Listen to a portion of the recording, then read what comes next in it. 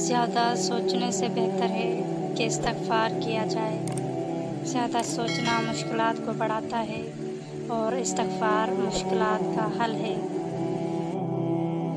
अगर ज़िंदगी आर्ज़ी है तो मुश्किलात भी मुस्तक़िल नहीं। अपने रब की शुक्रगुज़ारी करते रहो, बेशक वही मुश्किलात टालने वाला है।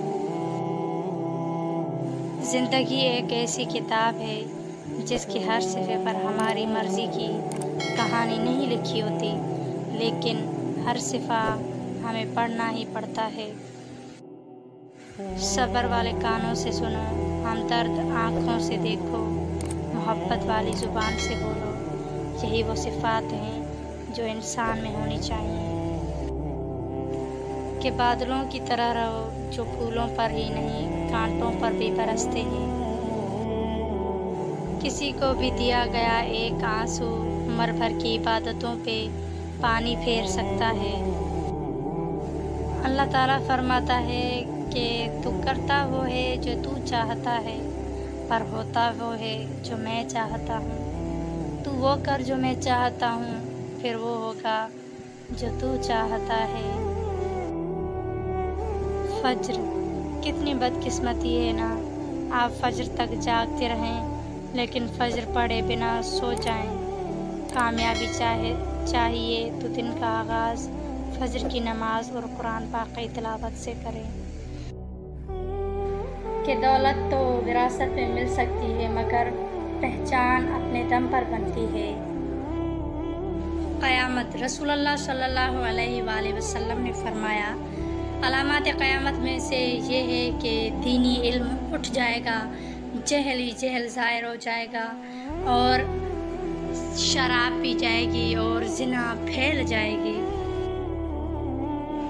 जब आईना कल्ब साफ़ हो जाए तो चश्मे कल्ब को अल्लाह ताला के सिफ़ाती नूर से ऐसे नज़र हासिल हो जाती है कि जिससे वो आईना कल्ब में जमाल इलाही का नक्श देखता है।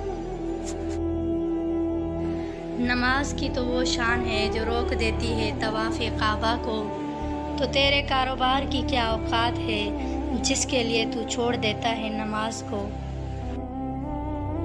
कि नमाज चेहरे का नूर है और कुरान दिल का सुकून है। वुज़ू से शक्ल, कुरान से अकल और नमाज से नस्ल पाक होती है।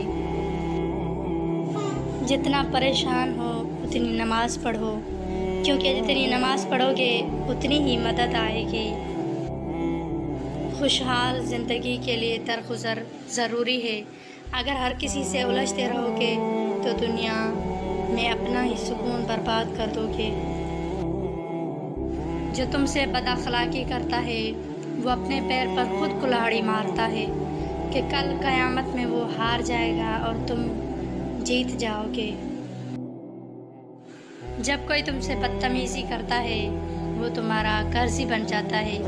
अब तुम बदला ना लो और अल्लाह पर छोड़ दो, फिर देख लेना कि किसकी मकाम में बुलंदी आती है।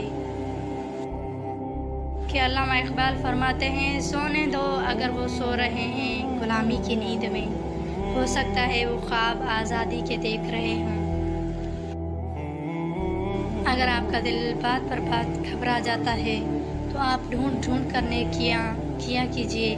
किसका दिल रख लेना, किसी को पानी पिला देना, ज़ुबान पे तंज़ आ जाने के बावजूद किसी को हर्ट न करने के लिए उसके लबों से ना निकालना, खामोश रहना, ऐसे अनगिनत काम आपके दिल को बहादुर बना देंगे और आपकी ज़िंदगी में खुशियाँ ही खुशियाँ आ जाएंगी।